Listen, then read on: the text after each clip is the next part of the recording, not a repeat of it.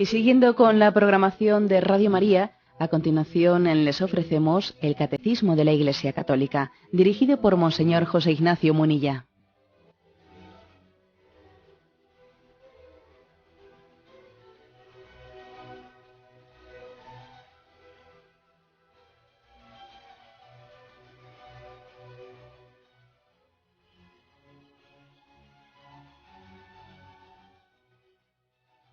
Un cordial saludo a todos los oyentes de Radio María. Un día más, con la gracia del Señor, proseguimos el comentario del Catecismo de nuestra Madre, la Iglesia. Entramos hoy en un nuevo apartado que tiene como título El Canon de las Escrituras. Es a partir del punto 120. Y dice así: la tradición apostólica hizo discernir a la Iglesia qué escritos constituyen la lista de los libros santos. Esta lista integral se llama Canon de las Escrituras. Comprende para el Antiguo Testamento 46 escritos, 45 si se cuentan Jeremías y Lamentaciones como un solo libro, y 27 para el Nuevo Testamento. Y aquí viene pues, la lista entera que voy a leer antes de pasar a comentar. El Antiguo Testamento consideramos dentro del canon de las Escrituras como libros revelados los siguientes: Génesis, Éxodo, Levítico, Números, Deuteronomio, Josué, Jueces, Ruth, los 2 libros de Samuel, los 2 libros de Reyes, los 2 libros de Crónicas, Esdras, Nehemías, Tobías, Judith, Esther, los 2 libros de los Macabeos, Job, los Salmos, los Proverbios, Eclesiastés, el Cantar de los Cantares, la Sabiduría, el Eclesiástico, Isaías, Jeremías, las Lamentaciones, Baruch, Ezequiel, Daniel, Oseas, Joel, Amós, Abdías, Jonás, Miqueas, Nahum, Habacuc, Sofonías, Ageo, Zacarías, Malaquías. Estos son para el Antiguo Testamento.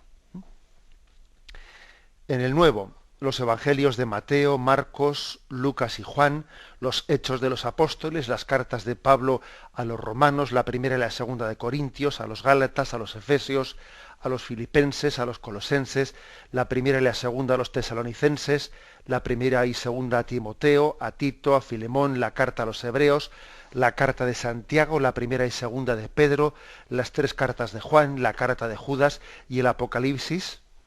Estos son para el Nuevo Testamento. Por lo tanto, lo que llamamos Sagrada Escritura o Biblia, en realidad son una colección de libros, 46 del Antiguo Testamento y 27 del Nuevo Testamento. Bien. Para fundamentar cómo se ha formado esta lista de libros sagrados, cómo se ha llegado a unificar, etcétera, se nos remite a la Dei Verbum, número 8, el párrafo 3, que dice: las palabras de los santos padres atestiguan la presencia viva de esta tradición, cuyas riquezas van pasando a la práctica y a la vida de la Iglesia que cree y ora. La misma tradición da a conocer a la Iglesia el canon de los libros sagrados y hace que los comprenda cada vez mejor y los mantenga siempre activos. Así Dios, que habló en otros tiempos, sigue conservando siempre en la esposa de su Hijo amado. Así el Espíritu Santo, por quien la voz viva del Evangelio resuena en la Iglesia y por ella en el mundo entero, va introduciendo a los fieles en la verdad plena y hace que habite en ellos intensamente la palabra de Cristo. Bueno, pues como ya hemos tenido ocasión de decir en algún programa precedente, esta doctrina católica que dice que la revelación la hemos recibido a través de dos cauces, que es el de la Escritura y el de la tradición, pues especialmente esta doble fuente de la revelación queda subrayada cuando nos damos cuenta de que nosotros, ¿cómo hemos sabido qué libros son palabra de Dios y cuáles no son palabra de Dios? ¿Cómo se ha hecho ese discernimiento? Porque claro, no ha venido incluso los propios libros, muchos libros de la Sagrada Escritura, en ellos mismos no se dice que este sea palabra de Dios y el otro no sea palabra de Dios. Si uno de nosotros pues coge el libro de los Hechos de los Apóstoles o el de la Carta a los Hebreos, allí no dice este libro es palabra de Dios, léelo como tal, y ese otro que está ahí, no, eso no lo dice dentro del libro. Entonces, ¿cómo sabemos cuáles son palabras de Dios? Palabra de Dios. Ha sido la tradición de la Iglesia la que ha discernido cuál, o sea, qué textos, qué escritos podemos considerarlos como libros sagrados. Por eso dice aquí el Concilio Vaticano II, la misma tradición da a conocer a la Iglesia el canon de los libros sagrados. Por eso cuando a veces se pretende tener la Biblia como único camino de acceso al conocimiento de Dios, al margen de la tradición de la Iglesia, pues obviamente vamos por mal camino. Estamos dando la espalda a la realidad, porque ha sido la tradición la que nos ha dado a conocer que esa misma Sagrada Escritura sea palabra de Dios. Con lo cual tú ahora no puedes prescindir. Si la necesitas para saber qué es palabra de Dios, sigues necesitándola para saber interpretarla. No solo para saber qué es palabra de Dios, sino para recibir su recta comprensión. Bueno, ha habido pues todo pues un itinerario. Yo me imagino que siempre puede surgir un poco pues una cierta curiosidad. ¿Cómo ha sido ese camino, ¿no? Ese camino histórico hasta saber qué libros son palabra de Dios y qué libros no lo son? Bueno, pues hay una cosa que es obvia. O sea, la Biblia, los libros sagrados se dividen en Antiguo Testamento, Nuevo Testamento. El Antiguo Testamento está escrito antes de Jesucristo, y el Nuevo Testamento en los tiempos apostólicos. El conjunto de los libros que entendemos por palabra de Dios se le ha llamado canon de las Sagradas Escrituras. En el Antiguo Testamento, hago una pequeña historia de cómo nosotros entendemos que estos libros que tenemos en la Biblia son palabra de Dios. Un poquito de historia que siempre nos viene bien. En el Antiguo Testamento existió en un momento determinado un poco la discusión de si había dos listas distintas de los libros que se entendían como dentro del canon en el Antiguo Testamento. Uno era la Biblia hebrea y otro era la Biblia griega. La Biblia hebrea, que también se conoce como el canon palestinense de Palestina, había sido unido, o sea, había sido coleccionado, para entendernos, por Esdras y Nehemías, en el siglo IV antes de Cristo, en tiempos de Artajerjes. Y al final del siglo I de nuestra era, pues había sido como, digamos, ya establecido fijamente por una escuela que se llamaba la Escuela de Jamía. Esta Biblia hebrea, o la palestinense, se usaba en Palestina. Y era el único canon reconocido por los fariseos. Los fariseos utilizaban este canon del Antiguo Testamento, el llamado palestinense. En él se contenían los libros más antiguos, los que se llamaban protocanónicos. En total tenían 38 libros. Con lo cual tenían menos libros que los que nosotros hemos llegado a reconocer. Nosotros reconocemos 46 libros y los fariseos reconocían únicamente 38 libros.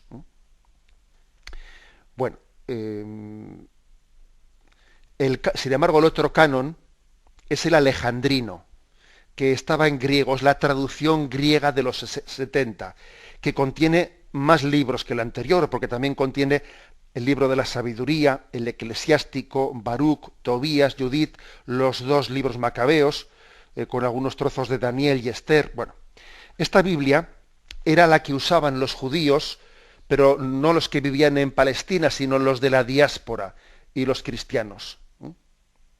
Hay que decir que cuando uno lee el Nuevo Testamento, ve que los apóstoles citan los 2 cánones, o sea, citan tanto el código palestinense como el alejandrino. Se hacen citas de un tipo de la Biblia, la recogida en hebreo o la recogida en griego. O sea, quiere decir que los apóstoles utilizaron las dos, porque una era la que se leía en Palestina y otra era la que se leía en la diáspora. Bueno, entonces durante bastante tiempo se impuso entre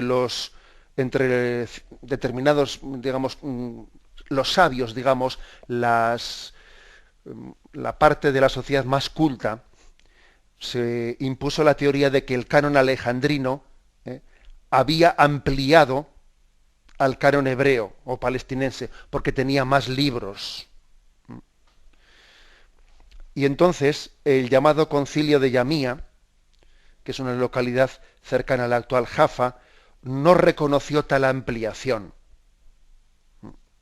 Por consiguiente, no reconoció los libros como canónicos, los 7 libros deuterocanónicos. Sabiduría, Eclesiástico, Baruch, Tobías, Judith y los 2 Macabeos, no lo reconoció como palabra de Dios. Y Lutero, los reformadores del siglo XVI, se adherieron a esa tendencia, de manera que la Biblia protestante en el Antiguo Testamento no reconoció estos 7 libros deuterocanónicos. Sin embargo, hoy en día hay que decir que gracias a los descubrimientos del Qumran, habéis oído hablar del Qumran, de esas cuevas allí en Palestina, donde en el año 48, si no me equivoco, allí aparecieron dentro de unas vasijas muchos escritos del Antiguo Testamento, porque allí había pues, como unas comunidades que en un plan cenobítico se habían retirado para estudiar las Escrituras, y cuando los romanos fueron allí para destruir Palestina, viendo que iban a destruirlo todo, metieron todos los manuscritos en una cueva y la cerraron para que los romanos no pudiesen encontrarlos. Se ve que los romanos debieron de matar a todos y esas cuevas permanecieron cerradas con todos los libros dentro, pues ni más ni menos que, fijaros bien, 19 siglos, ¿no? Conservándose los libros increíblemente bien en aquel clima. Bueno, pues esos descubrimientos del Qumran fueron muy interesantes, muy importantes para este tema del canon, porque en las cuevas del Qumran se ha confirmado la postura tradicional católica, porque está claro que, por lo que hemos visto en el Qumran, la comunidad hebrea también utilizaba esos 7 libros deuterocanónicos que los fariseos no querían aceptar, también los utilizaba como palabra de Dios. No únicamente utilizaba los libros escritos en hebreo, sino que también utilizaba estos libros griegos. Por consiguiente, hay que decir que dentro de esa pugna entre la Biblia de Lutero, que era más breve, y la Biblia católica, que era más amplia, el descubrimiento del Qumran le ha dado la razón históricamente al canon católico. Por consiguiente, no fue el canon alejandrino el que amplió el catálogo de los libros sagrados, sino más bien es al revés. Es la escuela de Jamía la que redujo los libros. Tal es así que digamos que los descubrimientos del Qumran han venido a dar la razón a la versión de la Iglesia, mejor dicho, de la Biblia católica, que hoy en día, cuando se hacen traducciones ecuménicas junto con las iglesias o las comunidades protestantes, también se suelen incluir estos libros. También se suelen incluir. Digamos que ya en las Biblias ecuménicas, en las Biblias protestantes, ya tienen estos libros que en un principio Lutero no reconocía. Bueno, esta es un poco la historia del canon del Antiguo Testamento. En cuanto al Nuevo Testamento, hay una cosa que es muy interesante, y es que podemos ver que dentro del propio Nuevo Testamento ya encontramos que se suelen citar otros libros como propios de la Escritura, es decir, que ya se reconocen algunos libros del Nuevo Testamento cuando se habla de otros libros que son palabra de Dios. Por ejemplo, 2 Pedro capítulo 3, versículo 16. Dice, lo escribe también en todas las cartas cuando habla en ellas de esto, aunque hay en ellas cosas difíciles de entender, que los ignorantes y los débiles interpretan torcidamente, como también las demás escrituras, para su propia perdición. Es decir, que habla, este versículo de Pedro, lo que nos interesa es porque habla de las escrituras y se está refiriendo al Nuevo Testamento. O sea, que ya se refiere a escritos del Nuevo Testamento como escrituras mismas. O, por ejemplo, otro texto que es curioso, 1 Timoteo, capítulo 5, versículo 18. La Escritura, en efecto, dice, no pondrás bozal al buey que trilla, y también el obrero tiene derecho a su salario. Es curioso, porque este texto de 1 Timoteo 5 se está refiriendo a un texto, cuando dice la Escritura dice, se está refiriendo a un texto del Antiguo Testamento y a otro de Jesús en el Nuevo Testamento, que está en Lucas 10, 7. Permaneced en la misma casa, comiendo y bebiendo lo que tengan, porque el obrero merece su salario. Y fíjate, 1 Timoteo 5, 18 ha dicho, el obrero tiene derecho a su salario. Es decir, que ya en el propio Nuevo Testamento hay un reconocimiento de que los otros escritos del Nuevo Testamento forman parte de las Sagradas Escrituras, o sea, que son libros, digamos, que son palabra de Dios, que son revelados. Los padres apostólicos y los apologistas del siglo II conocen y citan el Nuevo Testamento. O sea, uno coge, por ejemplo, a San Irineo o otros padres del siglo II y ve que ya están citando como escrituras reveladas al Nuevo Testamento. Y les atribuyen una autoridad a esos textos del Antiguo Testamento semejante o mayor al que al Antiguo Testamento.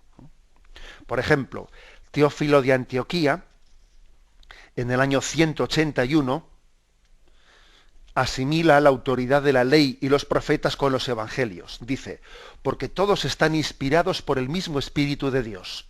Dice, tanto los evangelios como la ley y los profetas del Antiguo Testamento. Dice, todos están inspirados por el mismo Espíritu de Dios. Esto está dicho en el año 181, fijaros. Este autor es el primero que introduce citas de las cartas de San Pablo con el calificativo palabra de Dios. O sea, cuando se habla de San Pablo, se habla como de palabra de Dios. San Irineo, en la segunda mitad del siglo II, es el primero que a los evangelios, a los 4 evangelios, les llama escrituras. Y Clemente de Alejandría fue el primero que habló del Antiguo Testamento y Nuevo Testamento. Bueno, esta es un poco de la historia de cómo se va formando el canon.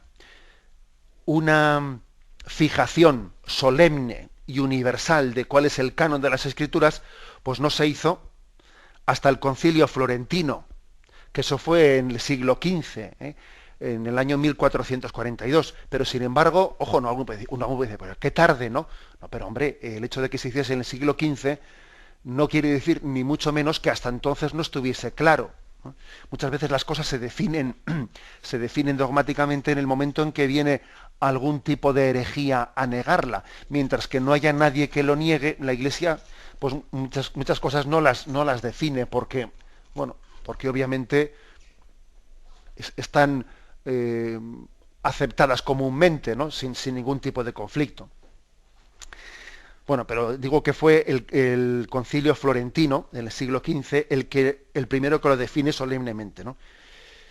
Pero bueno, que es obvio que el canon estaba fijado en tiempos muy remotos, en documentos episcopales, sinodales, incluso papales, en los que ya se rechazaban apócrifos y se daba la lista completa de los libros canónicos que tenemos. Por ejemplo, la Carta Pascual de San Atanasio, en el año 367, contiene pues la integridad de los 27 libros del Nuevo Testamento que tenemos ahora, incluida la Carta a los Hebreos, etcétera, etcétera, ¿no? Tenemos en San Atanasio pues un testigo muy autorizado de Oriente, ¿no? Y en Occidente se da la lista completa de los libros del Antiguo Testamento, los 46 libros, que son 45, si se considera Jeremías y Lamentaciones como un solo libro. Bueno, pues se da ya la lista completa, por ejemplo, en un decreto atribuido al Papa Dámaso en el año 380 y pico, en los sínodos de Hipona, de Cartago, etcétera, etcétera, etcétera. Es decir, que estamos hablando de cómo la tradición de la Iglesia tuvo una historia en la que fue conformando el canon de la Biblia tal y como lo conocemos, ¿no? Como resulta que el canon de la Escritura es un conjunto de libros, obviamente cuando la Iglesia dice estos libros forman parte del canon que tenemos que leer cuando proclamamos la liturgia como palabra de Dios, quiere decir que los entiende como inspiración, inspiración de palabra de Dios. La palabra inspiración, pues se reflexionó más tarde. Al principio lo que se reflexionó fue qué libros forman parte del canon y qué libros no son canónicos. Aquí hay que distinguir entre canónicos y apócrifos, unos de los otros. Y luego más tarde, ya digamos, más recientemente, la Iglesia reflexionó en qué quiere decir que un libro sea canónico. Y fue entendiendo, pues tanto en el Concilio Florentino, en el de Trento y el Concilio Vaticano I, que les llamamos canónicos porque es que son inspirados, tienen la inspiración del Espíritu Santo. O sea que la Iglesia, este es un ejemplo muy bueno para ver cómo el dogma de la Iglesia, según va pasando el tiempo, no cambia, pero sí se desarrolla y tiene cada vez una comprensión más profunda de lo que decimos. Desde el primer momento distinguimos entre libros canónicos y no canónicos, ¿no? Pero es verdad que poco a poco vamos entendiendo mejor qué significa ser canónico, que tenga una inspiración del Espíritu Santo, que los autores hayan escrito, hayan sido instrumento del Espíritu para plasmar esa palabra de Dios. Bien, tenemos un momento de reflexión y continuaremos enseguida.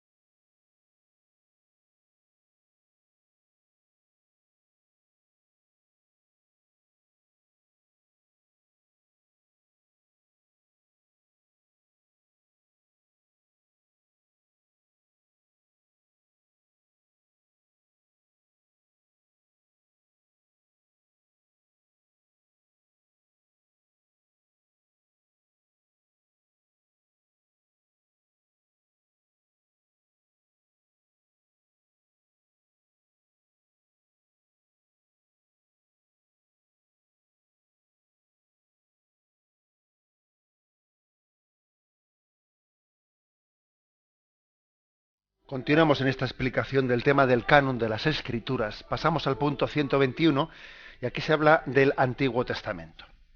El Antiguo Testamento es una parte de la Sagrada Escritura de la que no se puede prescindir. Sus libros son libros divinamente inspirados y conservan un valor permanente, porque la antigua alianza no ha sido revocada. Esta afirmación, como veis, es muy fuerte, es muy importante, porque a veces se suele hacer una descripción del Antiguo Testamento como si el Antiguo Testamento estuviese, derogado. No, y el Antiguo Testamento no ha sido derogado, ha sido llevado a su cumplimiento. Y es verdad que en ese cumplimiento hay que interpretarlo del Nuevo Testamento, desde Jesucristo, que es su corona, pero no ha sido derogado. A veces se suele hacer una especie de caricaturas del Antiguo Testamento, pues como diciendo, en el Antiguo Testamento pues se expresa el Dios de la justicia, el Dios justiciero, y en el Nuevo Testamento el Dios de la misericordia y el Dios del amor. No, eso no es verdad, eso es una caricatura.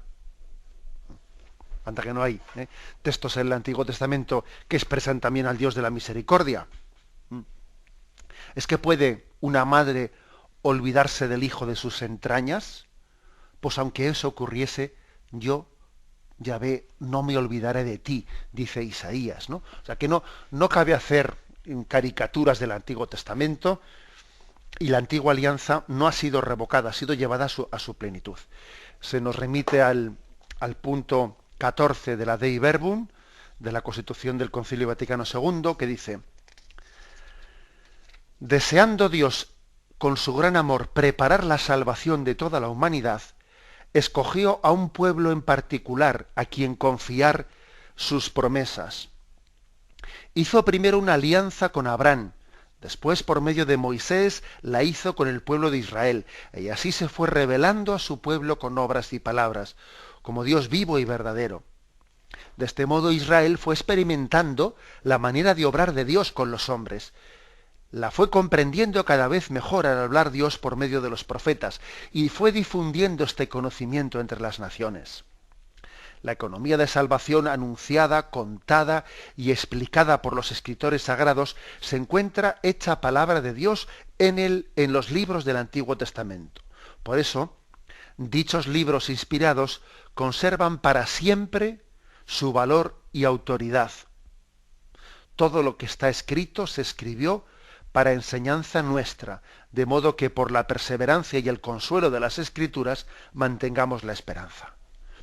O sea que el Antiguo Testamento es un testimonio maravilloso de cómo Yahvé ha salido al encuentro nuestro para revelarse sirviéndose del pueblo de Israel. Y la historia de salvación del pueblo de Israel es la historia nuestra, porque nosotros somos continuadores de ese pueblo, ¿no? O sea, estamos dentro de esa historia sagrada, está la historia de nuestra vida. Nosotros continuamos la historia sagrada. Por lo tanto, tienen un valor permanente. Un valor permanente, y nosotros todavía estamos dentro de esa historia que ha llegado en Cristo a su plenitud, pero que todavía no ha terminado, y hasta la parusía seguimos escribiendo las páginas de esa historia sagrada. Bueno, pasamos al punto siguiente. Punto 122. En efecto, el fin principal de la economía antigua era preparar la venida de Cristo, Redentor universal. La palabra economía antigua y nueva economía se refiere a Antiguo Testamento y Nuevo Testamento, que es un término ese que nos despista un poco en nuestro lenguaje actual. Aunque contienen elementos imperfectos y pasajeros, fijaros esto bien, o sea, aunque el Antiguo Testamento contiene elementos imperfectos y pasajeros, los libros del Antiguo Testamento dan testimonio de toda la divina pedagogía del amor salvífico de Dios. Contienen enseñanzas sublimes sobre Dios y una sabiduría salvadora acerca del hombre. Encierran tesoros de oración y esconden el misterio de nuestra salvación. Bueno, por lo tanto, el Antiguo Testamento, que hemos dicho que no ha sido derogado, que no ha sido revocado, contiene elementos imperfectos y pasajeros, sí. Pues, por ejemplo, acordaros de toda la legislación del Antiguo Testamento, de qué alimentos son puros y qué alimentos son impuros. No se puede comer la sangre de los animales, esto, lo otro, tal. Todo ese tipo de reglamentaciones del Antiguo Testamento son imperfectas y han sido superadas por Cristo. Y entonces el mismo Jesús dice: no es lo que entra por la boca lo que hace impuro al hombre, sino que es lo que sale del corazón lo que le hace impuro. Y dice entonces el Evangelio, con estas palabras Cristo declaraba puros a todos los alimentos, y por tanto quedaba derogado pues todos los aspectos que en el Antiguo Testamento hablan de alimentos puros e impuros. O sea que sí hay elementos concretos dentro del Antiguo Testamento que han sido imperfectos y pasajeros, que aún y todo los leemos como esos libros del Antiguo Testamento en los que se habla de qué animales son puros e impuros, los seguimos leyendo como palabra de Dios. Los leemos como palabra de Dios, aunque hayan sido superados por Jesucristo. Pero los seguimos leyendo como palabra de Dios porque forman parte de la historia de la salvación, en la que para llegar pues por ejemplo, a ese mandato de Jesús del amor al prójimo y de si te pegan en una mejilla, pon la otra mejilla para llegar a eso. Primero fue necesario, ¿no? El ojo por ojo y diente por diente, que era una manera de frenar el espíritu de venganza nuestro. Y entonces, o sea, también las cosas que han sido corregidas por Jesucristo y superadas por Jesucristo, sin embargo, se leen como palabra de Dios, ahora bien, sabiendo que forman parte de una historia de revelación que ha sido planificada y superada, etcétera, ¿no? Pero al margen de esos elementos concretos, pues digamos que en el Antiguo Testamento amémoslo, acerquémonos a él, ¿no? Porque contiene enseñanzas sublimes y una sabiduría salvadora acerca del hombre, y encierra tesoros de oración. Por ejemplo, todos los salmos, fijaros qué tesoros de oración, fueron la oración de Jesucristo. Jesucristo rezó con los salmos. O sea, fueron la oración de Jesucristo, fueron sus oraciones. Igual que nosotros, pues a través del Padre Nuestro, la Ave María, la Gloria, fueron las oraciones de Jesús. Y Él les llevó a pleno cumplimiento. La Iglesia, su oración litúrgica la hace con los salmos, ¿no? O sea que se esconde el misterio de nuestra salvación en el Antiguo Testamento también, y tenemos que amarlo. El hecho de que nos resulte más complejo, el hecho de que para comprender el Antiguo Testamento se requiera de alguna manera, pues, no sé, pues familiarizarnos con muchos aspectos históricos y geográficos que no entendemos, porque claro, es más sencillo de entender el Nuevo Testamento, pero el Antiguo Testamento, cuando uno hace un viaje a Tierra Santa y empieza a ver la geografía, etcétera, se da cuenta de que nos falta cultura para entender bien el Antiguo Testamento, pero no por eso dejamos de tener un tesoro en ellos y tenemos que hacer el esfuerzo de recibirlo. Bien, como veis, pues se está aquí subrayando la valía del Antiguo Testamento. Y el último punto, 123. Los cristianos veneran el Antiguo Testamento como verdadera palabra de Dios. La Iglesia ha rechazado siempre vigorosamente la idea de prescindir del Antiguo Testamento, so pretexto de que el Nuevo lo habría hecho caduco. Aquí habla de marcionismo, que esto es una cuestión, pues que me imagino que la palabra marcionismo, pues a muchos oyentes no les sonará, pero es interesante conocerlo, es interesante. O sea que rechazamos la idea de prescindir del Antiguo Testamento. El marcionismo fue una herejía que existió en la Iglesia, que ya comenzó en el siglo II, la llevó a cabo un tal Marción, que había nacido en Asia Menor, y que luego fue a Roma. Este hombre que fue a Roma, por cierto, era hijo de un obispo. Eso nos puede parecer raro, pero tened en cuenta que el celibato en la Iglesia no se consolida hasta unos siglos más tarde, o sea que en el siglo II todavía el tema del celibato no estaba consolidado en la Iglesia. Entonces, Marción era hijo de un obispo, que por cierto es su propio padre el que le excomulga a su hijo por hereje. Es curioso, pero bueno, total, Marción va a Roma. Este hombre quería allí, pues, conseguir, pues dentro de la iglesia, aunque estaba todavía en persecución, ya era una iglesia que cada vez iba siendo más pujante y quería que le diesen algún cargo, algún puesto, y como no se lo dieron, pues entonces cayó en lo que muchas veces ocurre en la condición humana, que si no consigo yo un puesto para mí, pues entonces me creo yo una iglesia a mi medida. Parece que cada gallo quiere su gallinero, y a nadie le gusta ser pues cola de león, sino todo el mundo quiere ser cabeza de ratón. Bueno, pues lo típico, que muchas veces las herejías han comenzado así. Las herejías en la práctica, más que por motivos doctrinales, comienzan por motivos de afán de protagonismo, que como no tenga mi afán de protagonismo, pues eso, ¿no? Me enfado y el demonio juega con mis afectos y en el fondo es la afectividad muchas veces la que nos juega malas pasadas.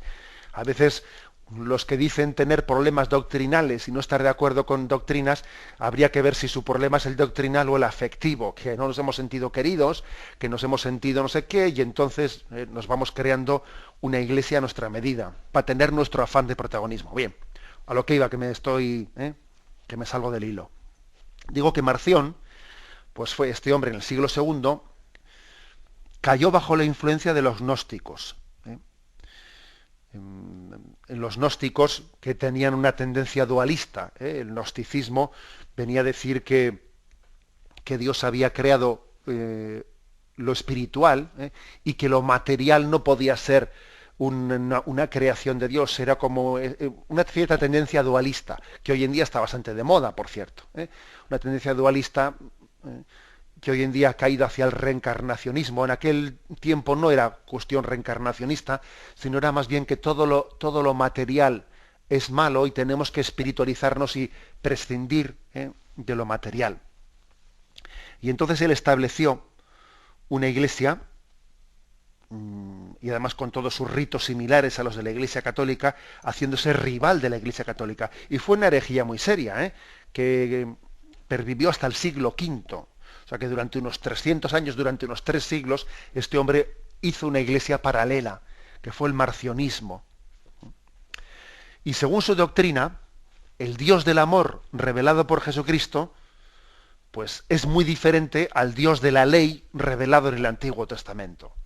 Entonces lo que Marción dijo, tenemos que quedarnos con el Nuevo Testamento y rechazar el Antiguo Testamento, porque este es el Dios del amor y no es el Dios de la ley del Antiguo Testamento. Ojo, digo, porque a veces también nosotros solemos hablar del Antiguo y del Nuevo Testamento como si despreciásemos el anterior, y a ver si resulta sin darnos cuenta estamos reeditando una herejía en el siglo II, el marcionismo. Según Marción, el cristianismo, según él, no es el cumplimiento del judaísmo, sino su reemplazo. Esto me parece muy importante. O sea, es decir, él dice que el cristianismo ha venido como a reemplazar al judaísmo, no a darle cumplimiento, sino a reemplazarlo. Digamos, toda la tradición judía lo que hay que hacer es ya terminar con ella, reemplazarla, y ahora venimos nosotros, ¿no? Entonces, digamos que nosotros siempre hemos dicho que la ley y los profetas ha sido la base de nuestra fe. Sin embargo, Marción dice, no, el Evangelio y los apóstoles, no la ley y los profetas. Bueno, entonces, ¿él qué es lo que hizo? Pues escogió el Evangelio de San Lucas y 10 cartas de San Pablo, y se quedó con eso. Porque el Evangelio de Lucas cita menos al Antiguo Testamento que otros, por ejemplo, que Mateo, etcétera. Entonces no quería los evangelios que citasen al Antiguo Testamento. Entonces se quedó con Lucas y con 10 cartas de San Pablo. Y los libros del Nuevo Testamento que citan mucho al Antiguo Testamento los desprecia también. Y entonces, por cierto, que el hecho de que Marción hiciese un canon del Nuevo Testamento distinto, rechazando unos evangelios y otros, esto aceleró el que la Iglesia Católica estableciese el canon de las Escrituras, dejando claro qué libros formaban parte de la lista de los libros revelados, ¿no? Siempre cuando alguien niega una cosa, lo que hace es que se decanta, ¿no? Le hace a la Iglesia decantarse. ¿Y qué ocurre? Pues que al rechazar el Antiguo Testamento, también rechaza la doctrina del Dios creador, que el Dios que creó el mundo de la nada, el Génesis. Y como rechaza el Génesis, que Dios creó el mundo y vio que era bueno, rechaza también la creación, y empezó ya a armarse unos líos tremendos, diciendo que la materia y el cuerpo son cosas malas, que las ha creado un ángel caído del cielo, y bueno, pues ya se montó un lío, ¿no? Incluso llegó a decir que Jesús no tuvo un cuerpo real, que el cuerpo real de Jesús se había quedado en el cielo, que aquí Jesús tomó un cuerpo que era pues una especie de disfraz que estuvo entre nosotros. O sea, se armó un lío tremendo, porque en el momento en que uno rechaza la plenitud de todos, de toda la revelación, y entonces quita unos libros y los otros, pues ya pues se arma un lío tremendo. Un lío tremendo. Y además esto es muy bueno saberlo, darse cuenta que cuando esta herejía rechazó el Antiguo Testamento, empieza a sacar consecuencias concretas, y bueno, ¿eh? Es que el Antiguo Testamento y el Nuevo Testamento es como un afluente y un río. Es como un río y el mar. El río desemboca en el mar, pero el agua del mar también ha venido del río, ¿no? O sea que no se puede separar uno del otro. Hay que decir que además que el marcionismo es como una variante del gnosticismo, y lo que viene sobre todo a subrayar es que la humanidad había vivido oprimida por la ley en el Antiguo Testamento. O sea que el Antiguo Testamento había sido como una especie de opresión de la ley y del Dios justiciero, y ahora viene Dios a liberarnos pues de la ley del Antiguo Testamento. Dice, hombre, que la ley del Antiguo Testamento era nuestra niñera, nos estaba cuidando, nos estaba preparando para el encuentro con Jesucristo. Bueno, Jesucristo es presentado como el que inaugura la misericordia. No, pues hay que decir que, acordaros por ejemplo de ese pasaje en el que Jesús le pregunta a aquel escriba, ¿cuál es el mandamiento principal? Y el escriba dice, amarás a Dios sobre todas las cosas y al prójimo como a ti mismo. Y Jesús le dice, has dicho bien, vas por el buen camino. Es decir, es que claro, no podemos pensar que todos los que habían sido formados en el Antiguo Testamento estaban totalmente en contra de la doctrina de Jesús del amor. No, hombre, el Antiguo Testamento nos había preparado para ello. Has hablado bien, has respondido bien, vas por buen camino. Y luego le pregunto, ¿cuál es tu prójimo? Y, o sea, entendamos que hay una conexión entre Antiguo y Nuevo Testamento.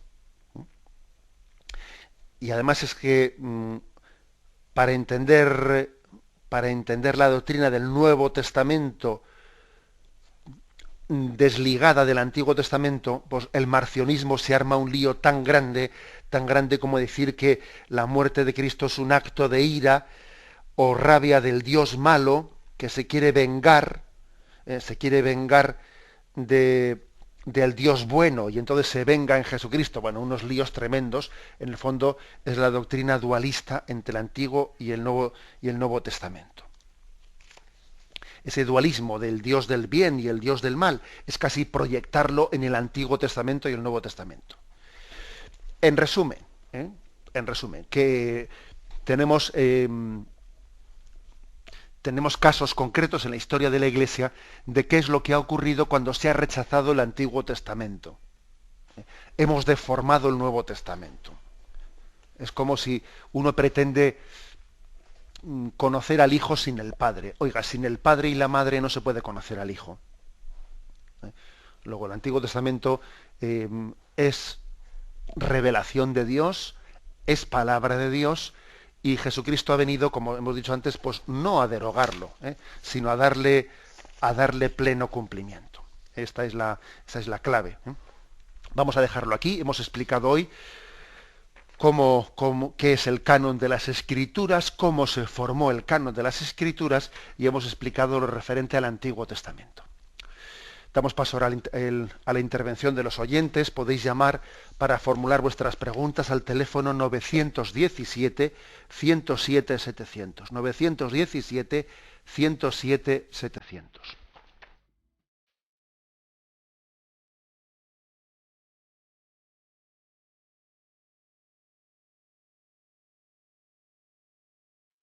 Radio María le ofrece la oportunidad de recibir en su casa sus programas favoritos.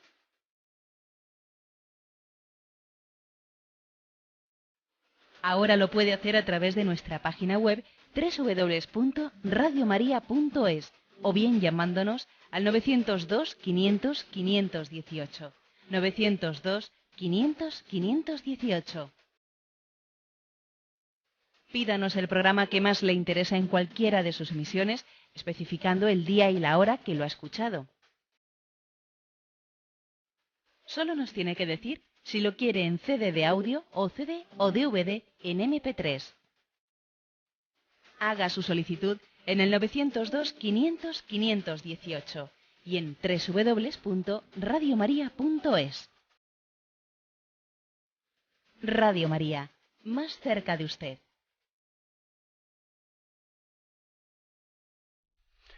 Sí, buenos días, ¿con quién hablamos?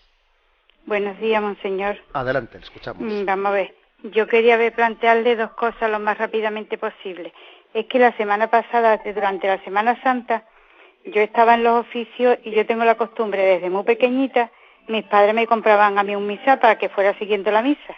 Me acuerdo que antes en bilingüe y ya después tuve yo los libros me parece que eran del Padre Pardo, y ahora hay unos libritos que vienen por meses. Y entonces yo voy siguiendo la misa y las lecturas. Entonces escuché algo que yo no sé si la que estoy confundida soy yo o que la que está confundida es la que lo dijo. Una que estaba detrás mía en el momento, no sé si fue el jueves o el viernes, me pidió un momento el libro para ver la lectura. Y yo le dejé el libro. Y entonces escuché que se dijeron una a otra. El padre fulano de tal, el que estaba presidiendo la Eucaristía, dice, no le gusta que se esté leyendo en la misa, ¿no? Y le contestó la otra. Y dice, no que no le gusta, porque la palabra es para escucharla, no para leerla. Yo no sé si ahí soy yo la que estoy equivocada en llevar mi misal y seguir la misa con mi misal, o si eran ellas las que tenían razón. Yo quería ver si eso me lo pudiera aclarar. Y la otra cosa es, una persona que ahora mismo tiene 50 años y dice que nunca ha leído la Biblia, pero que le gustaría leerla, ¿por dónde sería bueno indicarle que comenzara a leerla? Muchísimas gracias y que el Señor lo bendiga. De acuerdo. Bueno, pues con respecto a lo primero, evidentemente no hay ninguna oposición entre escuchar la palabra y leerla al mismo tiempo, ¿eh? Son dos cosas que se pueden hacer simultáneamente. De hecho, el que la proclama la está leyendo, y al mismo tiempo la está escuchando. Con lo cual, hay muchas personas a las que les ayuda que para que lo que escuchan no se les vaya o puedan recibirlo con más intensidad, el leerlo al mismo tiempo. O sea, eso ha formado parte de la tradición de la Iglesia y eso está claro y no es ningún tipo de problema, ¿no? Y con respecto al otro asunto, vamos a ver, me va a perdonar usted, pero se me ha ido el santo al cielo y no recuerdo cuál es la otra cuestión que me había preguntado. Igual me vendrá más tarde y ya se lo digo. Pero damos paso a un siguiente oyente. Buenos días. Buenos días. Sí. Mire, hace unos cuantos días llamó una señora, supongo que estará escuchando porque me dio la impresión de que sigue el programa, y dijo que había escuchado una conferencia de madrugada sobre la evolución humana y como que en esa conferencia, que usted no sabía quién era, pues era el padre Carreira, nada menos. Uh-huh. Entonces, esta señora yo creo que entendió justo al revés, porque esta señora dijo como que el padre Carreira estaba diciendo que si el mundo y el hombre se habían creado, o sea, por casualidad o un poco por azar, no sé qué, no, todo lo contrario. El padre Carreira estaba demostrando cómo es imposible que exista la creación y el hombre por casualidad, sino por pura creación de Dios. Entonces, simplemente lo hago a la intervención por esa señora, que justo fue al revés. Y nada menos que el padre Carreira, con la exposición tan clara que hace de las cosas, no me llamó la atención que esa señora no lo entendiera. Yo solamente escuché los 10 últimos minutos, pero vamos, me di cuenta perfectamente de que hay un tema. Nada más eso, gracias. Bien, muchas gracias. Sí, el padre Carreira es un sacerdote jesuita, que también él es astrofísico, etcétera, y suele dar bastantes conferencias. Bueno, lo que dice el oyente es también, creo que tiene su miga, porque a veces podemos tener una mala comprensión de las cosas y antes de darla por seguro nuestra comprensión, siempre viene bien cotejarlas, ¿no? Yo creo que es vivir en humildad y es vivir en verdad el que uno dice, a ver si he entendido bien eso que he oído, porque igual lo he podido entender mal, no creo que eso nos podría librar de más de un disgusto. Damos paso a un siguiente oyente. Buenos días. Buenos días, padre. Soy Adelante. Rosalía de Sevilla. Adelante, Rosalía. Mire, que me parece que acabo de entender. Yo tengo un hermano, de los 10 que somos, que tuvo un niño con leucemia, de 4 o 5 años. Y entonces él decía que el Dios del Antiguo Testamento era un Dios cruel y vengador y no sé qué. Y yo no sabía contestarle. Lo único que hacía era rezar día y noche por el niño, que curó y ya es médico y está haciendo el MIR. Pero él sigue con eso. Y yo acabo de comprender que el Señor lo que nos hace es librarnos precisamente de las cosas, vamos a ver si lo he entendido. Es como una niñera que nos libra y nos dice por ahí no, por ahí no, por ahí no, pero lo que le sucede a cualquiera en este mundo no tiene nada que ver con Dios Padre. Sí, es decir, yo creo que hay como toda una pedagogía. Usted ha puesto el caso de la niñera, ¿no? Hay una pedagogía que nos va conduciendo a la comprensión del misterio de la providencia de Dios, ¿eh? Entonces hay un crecimiento, porque es que en el Antiguo Testamento partimos de una incomprensión tan grande, partimos de que los caminos de Dios son tan, digamos, superiores a los nuestros, que hay un recorrido en el que Dios ha tenido paciencia para irse revelando poco a poco. Entonces nosotros, ¿qué quiere decir? Que nuestra actitud tiene que ser la de, en vez de decir, Dios es justiciero, o Dios es no sé qué, o Dios es no sé cuánto, o igual soy yo el que todavía no comprendo cómo es Dios, ¿eh? Ya sabéis lo que se dice, lo que se decía a veces, ¿no? Pues, a ver, yo tengo este problema, ¿eh? Tengo este problema, pues mi niño tiene leucemia. Pues una de dos, o Dios no puede curarlo y entonces no es todopoderoso, o Dios no quiere curarlo y entonces no es bueno. Ya, o igual tú no entiendes nada todavía y entonces lo que tienes que hacer es no meterle a Dios en tus casillas porque no terminas de... porque es un misterio que nos supera, ¿sabes? O sea, es decir, que hay toda una... pues un increscendo en la revelación de Dios, y Dios es paciente, es pedagogo, y ha habido como un acompañamiento al hombre desde el Antiguo Testamento al Nuevo Testamento, ¿eh? Y el Espíritu Santo todavía nos va haciendo comprender mejor el sentido del Nuevo Testamento. Luego, cuando nos acercamos a Dios, tenemos que acercarnos con mucha humildad, pidiendo que aumente nuestro conocimiento del misterio de su amor y de la vida. Damos paso a un siguiente oyente. Buenos días. Buenos días. Adelante, le escuchamos. Mire, soy Antonia, de un pueblecito de Gerona, de cerca de Figueras. Se llama Santa Yugayo de Alguema. Felicidades, Monseñor, porque nos enseña mucho. Y mi pregunta era que cuando Jesús en la cruz le dice a Dimas, en verdad te digo que hoy estarás conmigo en el paraíso, los testigos de Jehová me dicen que sí, que se lo dijo, pero que no le dijo que era aquel día, que era estará, o sea, a largo plazo, ¿no? El día de que vuelva Jesucristo. Y bueno, yo creo lo que dice la Iglesia Católica, por supuesto, porque soy católica, pero me gustaría más que usted me aclarara un poquito esto. Vale, muchas gracias. De acuerdo. Sí, bueno, pues digamos que la interpretación que hacen los testigos de Jehová y algún otro texto es cambiar la coma de sitio, ¿no?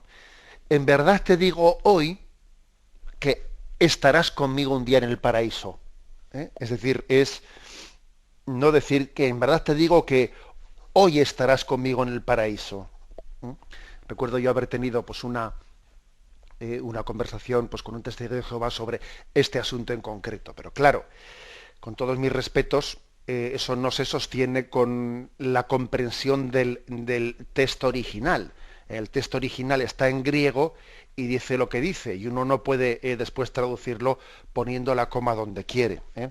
Recuerdo yo, pues hace bastantes años, haber tenido pues un diálogo con unos testigos de Jehová sobre este punto en concreto que usted me dice, y la cosa es que es como es, mire usted, y no podemos darle vueltas, ¿no? El texto dice, en verdad te digo que hoy estarás conmigo en el paraíso. No dice el texto, en verdad te digo hoy que estarás conmigo en el paraíso. No, no, ¿eh? O sea, el texto es como es, y es muy importante ser fieles a su traducción, y no existen dudas, ¿eh? Dudas, es decir, entre los escrituristas, especialistas en traducción del griego, etcétera, no existen dudas en ese tema. Entonces, que cuando hay un texto que no se conjuga con una ideología, qué peligro tenemos de traducir un texto de cara a nuestro interés personal, a nuestra ideología. Damos paso a un siguiente oyente. Buenos días. Buenos días. Sí, buenos días. Buenos días, Monseñor, y feliz Pascua de Resurrección. Adelante, sí. Quiero una pregunta. El Poncio Pilato, ¿qué es cómo quedó para qué categoría ha quedado para la historia de la Iglesia? Bien, de acuerdo. Vamos a ver. Poncio Pilato, pues vamos a ver. Es verdad que Jesús le dice una frase, ¿no? Le dice, no tendrías ninguna autoridad sobre mí si no te lo hubiesen dado de lo alto. Por eso los que me han entregado a ti tienen más culpa que tú. Jesús dice esa frase a Poncio Pilato. Bien, pero tampoco no le dice Jesús que él no tenga ninguna culpa, porque él tiene una responsabilidad, porque él está utilizando, y es verdad que Jesús le reconoce que él tiene esa autoridad, pero la está utilizando mal, obviamente. Y además es que, fijaros bien que para mí hay una clave, el momento en que le dicen, si sueltas a ese no eres amigo del César. Los evangelios uno descubre que Pilato tenía la conciencia de que Jesús era inocente. Máxime cuando le dicen que su mujer había tenido un sueño y que Jesús era un justo. Se ve claramente que Pilato hizo un intento de soltarle a Jesucristo. Primero de darle un escarmiento, pensaba quizás que flagelándole eso ya iba a calmar un poco la ira de la multitud, pero eso no lo consiguió, todavía pedían su crucifixión y para su sorpresa pedían que soltase a Barrabás y no a Jesucristo. Es decir, Pilato sabía que Jesús era inocente, pero claro, obviamente tiene una culpabilidad cuando entrega a un inocente. Y el gesto de limpiarse las manos, lavo las manos, cuando alguien hace ese gesto en el fondo es porque no tiene su conciencia tranquila, porque obviamente él cuando se limpia las manos, no, mira, cada uno en esta vida tiene que ser responsable de lo suyo. Para mí Pilato es una imagen del hombre que prima el prosperar en su carrera, su puesto, el ser bien considerado por el César, el no tener, porque me imagino que él quisiera que le trasladasen a un destino más cercano a Roma y no estar en Judea, que es un sitio que para un romano pues es un poco alejado de la gran urbe, y él prima su carrera, y entonces entrega a un justo, aun sabiendo en su fuero interno que era un hombre que no era culpable de lo que le estaban achacando, ¿no?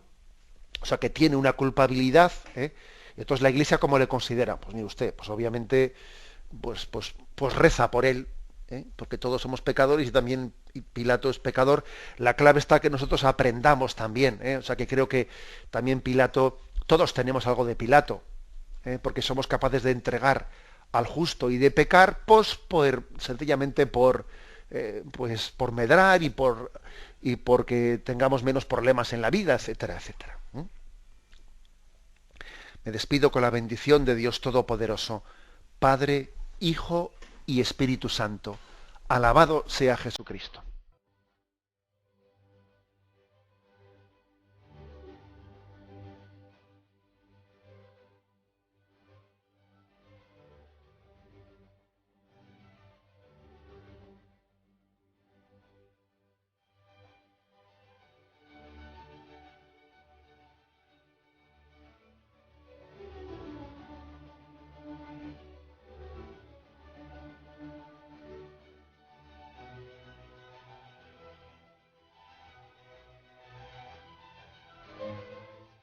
Han podido escuchar en Radio María el Catecismo de la Iglesia Católica, dirigido por Monseñor José Ignacio Munilla.